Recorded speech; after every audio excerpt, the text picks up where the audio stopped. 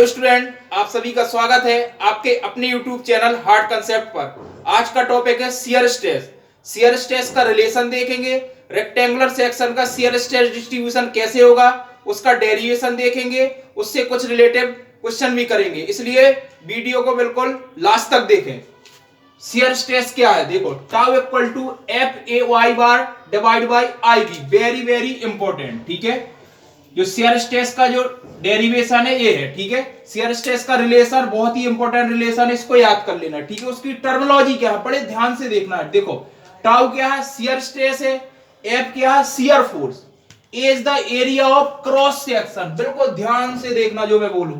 Area क्या है, A is the area of cross section, y bar क्या है, distance of centroid of the area A from the neutral axis. मतलब जो y लेना है वो कहां से लेना है, न्यूट्रल एक्सिस से लेना है, और किसका लेना है, जो एरिया रहेगा आपका। ठीक है, एरिया ए रहेगा, और एरिया क्या है, एरिया ऑफ क्रॉस सेक्शन। अभी आप डेरिवेशन करेंगे ना, एक एक चीज समझ जाएंगे, इसलिए बिल्कुल ध्यान से पढ़ना। ठीक है, आई क्या है, movement of inertia about neutral axis. ठीक है, और विड्थ क्या है, B is the width of consider section, मतलब जो सेक्शन कंसीडर किया है वो विड्थ है। ठीक है, तो बी इज द विड्थ।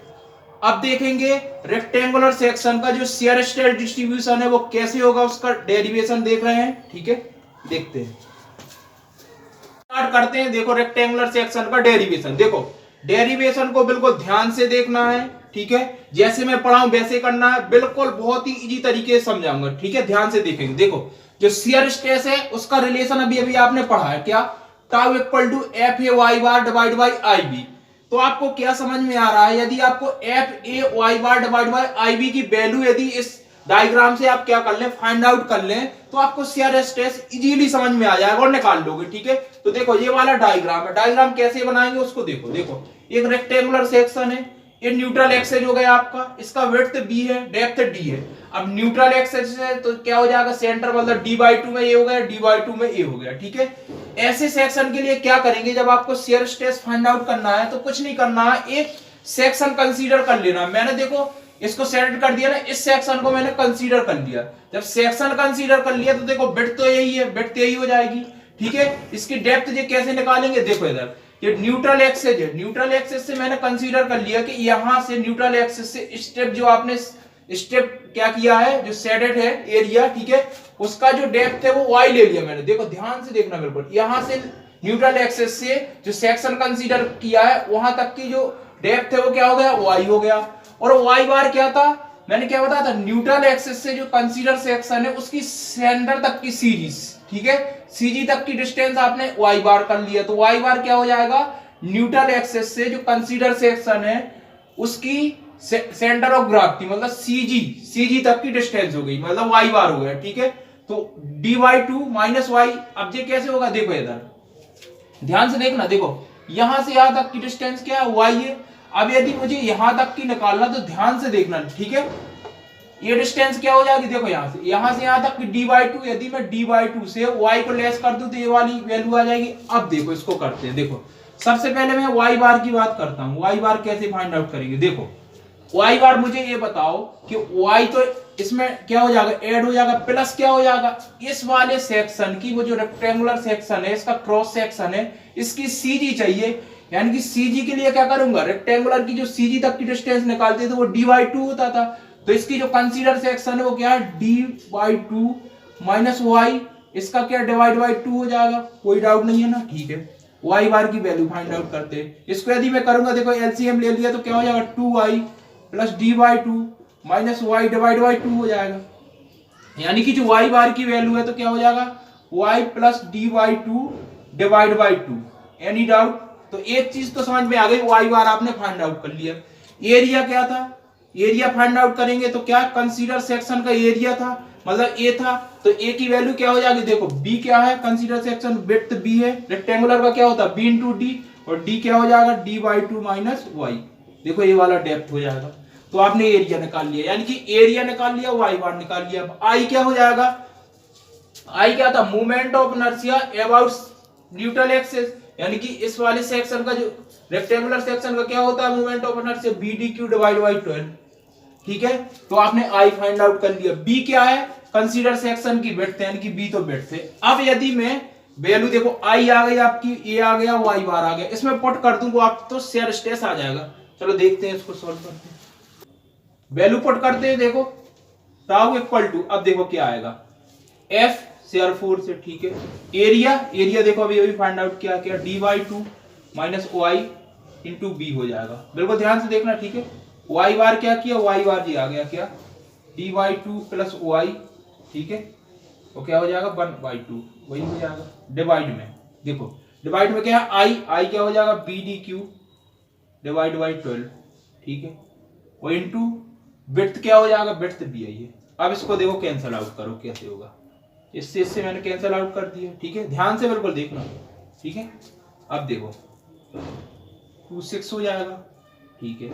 अब इसको सॉल्व करो, देखो 6 ऊपर चला जाएगा, 6f हो जाएगा। ध्यान से देखना, अब देखो यहाँ D by two plus Y बन रहा है, यहाँ D by two minus Y, यानी कि a प्लस बी और ये माइनस बी, तो क्या हो जाएगा a square minus B square, यानी कि यहाँ लिख सकते हैं सीधा सा अपन, क्या लिख सकते हैं, a स्क्वायर यानी कि डी बाई टू का होल स्क्वायर और माइनस बी स्क्वायर यानी कि y का होल स्क्वायर, ये वाला फॉर्मूला बन जाएगा यहाँ, ठीक है। तो इसको सॉल्व कर लिए, ठीक है। सॉल्व करना इजी कर लेना, ठीक है। और ये क्या हो जाएगा बी डी क्यू, सिंपल, यहां तक तो कोई डाउट नहीं जाने वाला, ठीक है।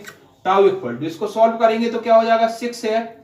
अब देखो ये क्या हो जाएगा डी स्क्वायर डिवाइड बाई 4, ठीक है, माइनस क्या हो जाएगा वाई स्क्वायर डिवाइड में क्या हो जाएगा बी डी क्यू।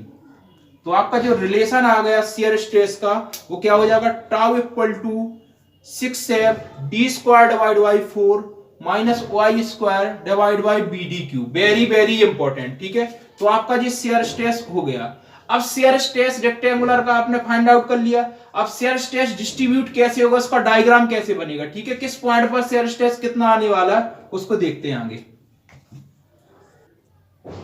देखो इसमें अपन वैल्यू पुट करते हैं, ध्यान दो। यदि मैं y की वैल्यू, देखो y ये है, यदि मैं y की वैल्यू d बाई टू रखता हूं तो ध्यान दो, at y equal to D by two, यदि मैं y की वैल्यू d बाई टू रखता हूं तो क्या हो जाएगा डी स्क्वायर डिवाइड बाई 4 यानी 0 हो जाएगा, यानी कि शियर स्ट्रेस तो आपका 0 आ गया। जब आप y की वैल्यू d बाई टू रखेंगे तो शियर स्ट्रेस तो 0 आ गया, यानी कि y की वैल्यू d बाई टू, ये है यहां तक y की वैल्यू यदि मैं d बाई टू, मतलब इस एंड पे तो शियर स्ट्रेस 0 आ गया, यहां पे 0 आ गया। अब मैक्सिमम कैसे निकालेंगे, मैक्सिमम के लिए कुछ नहीं करना है, अपन को क्या करना है, जो शियर स्ट्रेस है वो y के रिस्पेक्ट में इसका क्या कर देंगे, डिफरेंशिएट कर देंगे, इक्वल टू 0 रख देंगे। जो y की वैल्यू जितनी आएगी उस पे ही आपका शियर स्ट्रेस क्या हो जाएगा, मैक्सिमम हो जाएगा। अब देखो यहां सॉल्व करते हैं, d divide by dy, shear stress क्या है 6f divide by B D cube, ठीक है। और ये क्या है D square divide by 4 minus Y square. अब ध्यान से देखना, ठीक है, ध्यान से देखेंगे, इसका डिफरेंशिएट करेंगे y के रिस्पेक्ट में। अब देखो यहां तो 0 होने वाला, यहां ये हो जाएगा, यानी कि यदि इसका डिफरेंशिएट करेंगे, देखो डिफरेंशिएट करेंगे तो कुछ नहीं करना, देखो यहां तो 6f divide by B D cube ये कॉमन हो जाएगा। बताओ इसका y के रिस्पेक्ट में करेंगे तो 0 हो जाएगा, इसका y के रिस्पेक्ट में करेंगे माइनस का 2i हो जाएगा, इक्वल टू में क्या रख के चलना है 0। अब 0 करना है तो ये तो 0 हो जाएगा, वहां जाएगा, यानी कि y की वैल्यू क्या हो गई 0। यानी कि यदि आप y इक्वल टू 0 रखेंगे तो शियर स्ट्रेस क्या हो जाएगा, मैक्सिमम हो जाएगा। यानी कि मैक्सिमम शियर स्ट्रेस कब हो जाएगा, जब y की वैल्यू 0 रखेंगे, मतलब y की वैल्यू 0 का मतलब क्या, इस पॉइंट पर शियर स्ट्रेस 0 हो जाएगा। यानी कि यदि आप देखें तो इसका यदि देखो डायग्राम देखें तो कैसे बनेगा, देखो इसका डायग्राम जो बनेगा वो बनेगा पैराबोला। कैसे, देखो मैं बता रहा हूं, ऐसे बन जाएगा, बिल्कुल ध्यान से देखना। अब देखो इस पॉइंट पे देखो ये वाला पॉइंट गया, यहां से बिल्कुल ध्यान से देखना, इसको ऐसे बनाओ, ठीक है, ये ऐसे, ठीक है, इसको ऐसे बना लिया, यानी कि जे हो गया टाउ मैक्सिमम, ठीक है, इस पे हो गया 0, इस पे 0 हो गया, मतलब शियर स्ट्रेस क्या न्यूटन ये आ गया ना, y इक्वल टू जब आप क्या रखेंगे 0 रख देंगे तो शियर स्ट्रेस जी हो जाएगा। यानी कि यदि रेक्टेंगुलर सेक्शन का यदि आप क्या शियर स्ट्रेस डिस्ट्रीब्यूशन देखें तो क्या हो जाएगा, पैराबोला हो जाएगा, ठीक है। उसका आपने डायग्राम थोड़ा अच्छे से बना लेना, आप डायग्राम हो गया जी बराबर है, ठीक है, याद रखना dy2 ठीक है। तो ये वाला आपका हो गया, ठीक है। अब देखो जब y की वैल्यू 0 हो गया तो थोड़ा इसको और आगे सॉल्व करते हैं, maximum shear stress find out करते हैं। मैक्सिमम शियर स्ट्रेस किस पर आया था, y इक्वल टू 0 पर। अब देखो मैक्सिमम फाइंड आउट करते हैं, कैसे करें, बिल्कुल ध्यान से देखना, बड़ा इजी है, ठीक है। मैक्सिमम देखो y इक्वल टू 0 रखा आपने तो क्या हो जाएगा 6f divide by B D cube. अब ध्यान से देखना, यहाँ क्या हो जाएगा डी स्क्वायर डिवाइड बाई 4, और वो तो 0 हो जाएगा, y की वैल्यू 0 हो जाएगी। ठीक है, अब इसको देखो कैंसिल करो, डी स्क्वायर से डी क्यू गया, यानी कि जो हो जाएगा 6f डिवाइड बाई क्या हो जाएगा बी डी, और इंटू 1 डिवाइड बाई 4 बचा यहाँ पे। ठीक है, अब देखो 2 3 जा 6, 2 2 जा 4, यानी कि जो वैल्यू आ गई आपकी वो क्या हो जाएगा 3/2 f divide by B D लिख सकते हैं, यहां लिख सकते, कोई डाउट तो नहीं है। यानी कि जो टाउ मैक्सिमम आ गया वो क्या हो जाएगा 3/2 f divide by B D.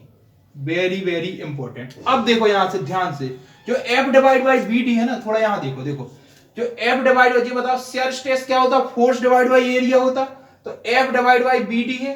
ठीक है, ये होगा टाउ एवरेज, मतलब एवरेज शियर स्ट्रेस क्या हो जाएगा force divide by area, area rectangular है तो बी इनटू डी, यानी कि मैं क्या लिख सकता हूं, जो एवरेज शियर स्ट्रेस है वो फोर्स डिवाइड बाई एरिया होता है, यानी कि जो टाउ मैक्सिमम की वैल्यू आएगी वो क्या हो जाएगा 3/2, और इसके यहाँ क्या लिख सकता हूं टाउ एवरेज।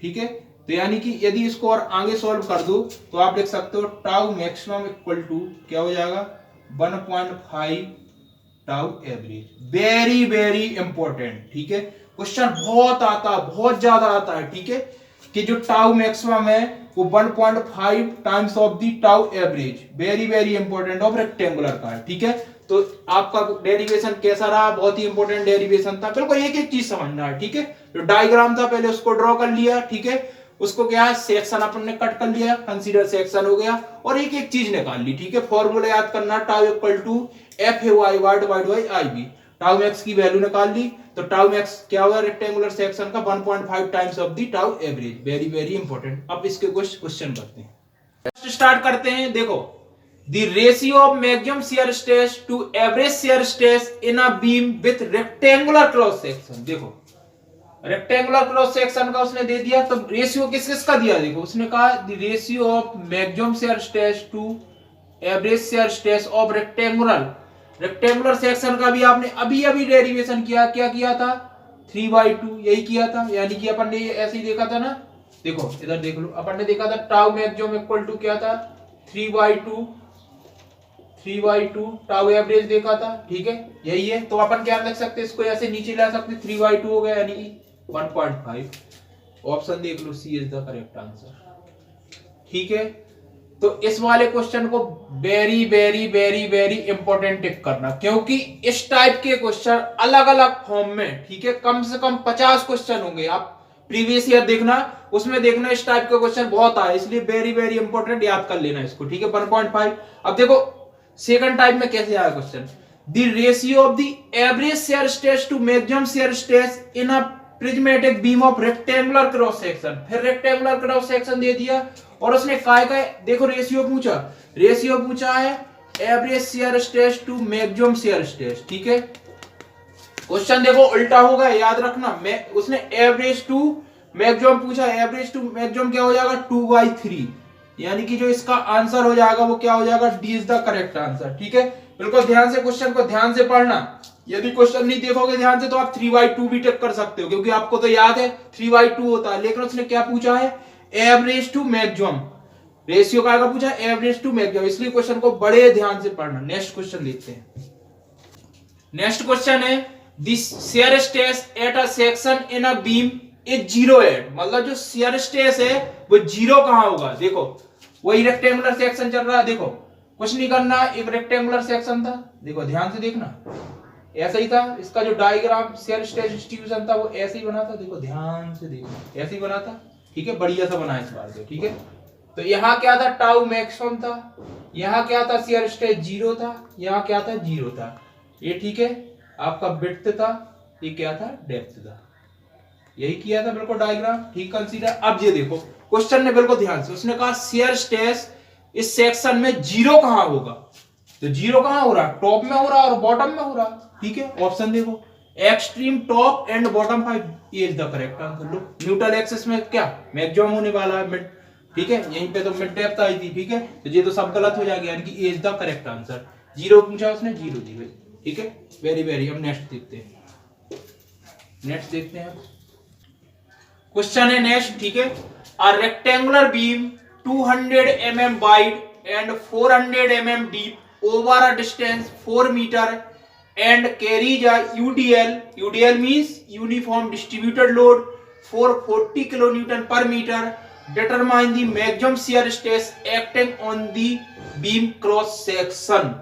वेरी इंपॉर्टेंट, ठीक है, इसको इंपॉर्टेंट टिक करो। अब देखो इसको बड़े ध्यान से समझेंगे, देखो कितना मजा आने वाला है, ध्यान से देखेंगे, ठीक है। देखो इसको ध्यान से देखेंगे, देखो एक रेक्टेंगुलर सेक्शन है, बड़े आराम से आपने रेक्टेंगुलर सेक्शन जैसा जैसा क्वेश्चन गए वैसे ही करते जाओ, आज्ञा का पालन करना है, ठीक है, ठीक है भैया। उसने कहा 400 mm है, 400 mm आपने वाइड कर दिया, ठीक है, डीप है 400 mm, सॉरी 200 mm क्या है, वाइड है, ठीक है, 200 mm कर दिया, ठीक है, यहां तक तो कोई दिक्कत नहीं। और उसने क्या कहा, एक बीम है, एक बीम ले लिया आपने, ठीक है, उसने क्या बोल दिया, यूडीएल लग रहा है, इसमें यूडीएल लग रहा है, और कितना लग रहा है, 40 किलो न्यूटन पर मीटर, ये लग रहा है, ठीक है भैया।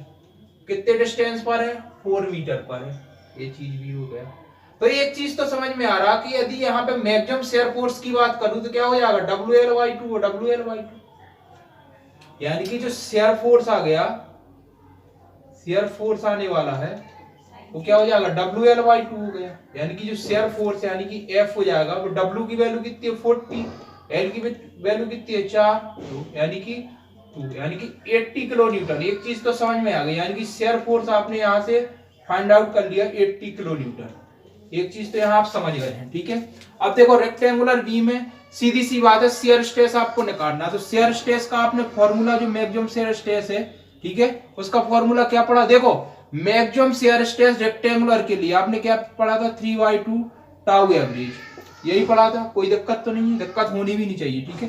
तो टाउ मैक्सिमम, ठीक है, 3/2, ये चीज तो अलग हो गई। अब बताओ ये क्या होता था, फोर्स डिवाइड बाई क्या होता था, एरिया, यही था ना, बिल्कुल ध्यान से समझना, टाउ मैक्सिमम, ठीक है, 3/2।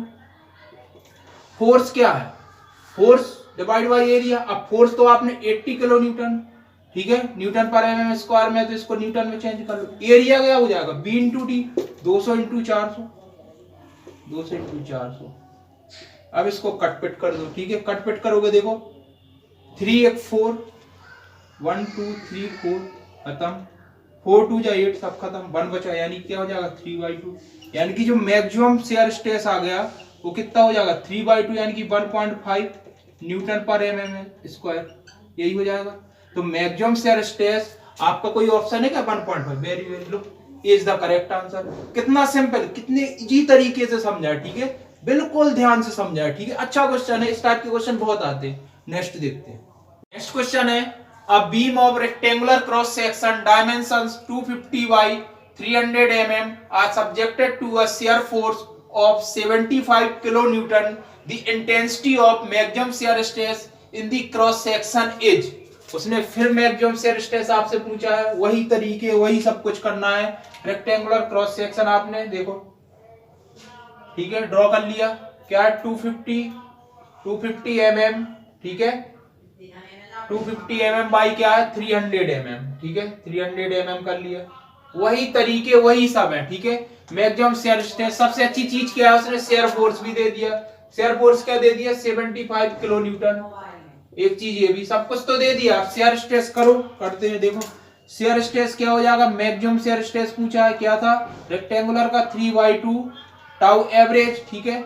मैक्सिमम शेयर स्ट्रेस की बात करेंगे तो क्या हो जाएगा, 3/2 टाउ एवरेज क्या होता है, फोर्स डिवाइड बाई एरिया, ठीक है, वही सब कुछ करना। अब देखो क्वेश्चन न्यूटन में पूछा है, force shear force kilo Newton में, उसको न्यूटन में चेंज कर लो, क्या हो जाएगा 75 × 10⁻³ डिवाइड बाई क्या हो जाएगा 250 × 300, ठीक है, 300 हो जाएगा, 10⁻³ है देखो, तो 1 2 3 खत्म, ठीक है, ये हो जाएगा, यानी कि जो सॉल्व करेंगे तो क्या हो जाएगा 3/2, यहाँ 75 हो जाएगा, नीचे भी क्या हो जाएगा 25 3 या 75 कैंसिल हो जाएगा, यानी कि इसका आंसर क्या हो जाएगा 1.5, यानी कि जो मैक्सिमम शेयर स्ट्रेस आ जाएगा वो क्या हो जाएगा 1.5 न्यूटन पर mm स्क्वायर। यूनिट का बड़ा ही ध्यान देना, क्योंकि जो ऑब्जेक्टिव क्वेश्चन होते हैं वो यूनिट पे ही डिपेंड करते हैं, ठीक है। तो ये is the correct answer, very important, ठीक है।